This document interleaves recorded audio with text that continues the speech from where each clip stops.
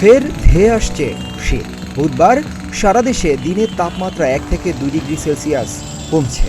ফলে কয়েকদিন বিরতি থাকার পর রাজধানী সহ দেশের বিভিন্ন স্থানে শুরু হচ্ছে শৈত্যপ্রবাহ, যা সপ্তাহ জুড়ে থাকতে পারে বলে জানিয়েছে আবহাওয়া অধিদপ্তর। আসন্ন শৈত্যপ্রবাহটি চলতি মৌসুমের দীর্ঘস্থায়ী শৈত্যপ্রবাহ হতে পারে বলে জানায় সংস্থাটি। ইতিমধ্যে পঞ্চগড়ের তেঁতুলিয়ায় শৈত্যপ্রবাহ শুরু হয়েছে। এছাড়া বুধবার থেকে ঢাকায় আগামী 5 থেকে 6 দিনের তাপমাত্রা আবারও কমতে পারে। এ সময় কুয়াশা বেশি থাকায় দেশের অনেক জায়গায় দিনের বেলায় সূর্যের দেখা পাওয়া যাবে না, ফলে শীতের অনুভূতিও বাড়বে। আরও জানা গেছে, পশ্চিমা লঘুচাপের নিম্নমুখী অংশ উত্তর পশ্চিম ভারতের হিমালয় পর্বতের কাশ্মীর এলাকা থেকে ঠান্ডা বাতাস বয়ে নিয়ে আসছে।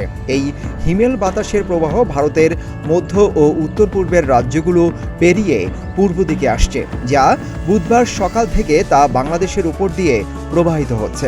সকাল থেকে আবারও দেশের উপর দিয়ে কুয়াশাযুক্ত ঠান্ডা বাতাস প্রবাহিত হওয়া শুরু হয়েছে। আবহাওয়া অফিসের তথ্য অনুযায়ী আসন্ন শৈত্যপ্রবাহটি রংপুর, রাজশাহী ও খুলনা বিভাগের জেলাগুলোর উপর দিয়ে অতিক্রম করতে পারে। ফলে উত্তরাঞ্চল ছাড়াও যশোর ও চুয়াডাঙ্গা থেকে শুরু করে কুষ্টিয়া পর্যন্ত শীতের দাপট বেশি থাকতে পারে। সেই সঙ্গে সিলেট বিভাগেও শীতের তীব্রতা বেশি থাকতে পারে। এ বিষয়ে আরও জানা গেছে, শীতের হিমেল বাতাসের প্রবাহটি শক্তিশালী হয়ে উঠেছে। সেই সঙ্গে কুয়াশার পরিমাণ দ্রুত বাড়ছে। ফলে কুয়াশা ও শীত দুটিই আগামী কয়েকদিনে দ্রুত বাড়তে পারে।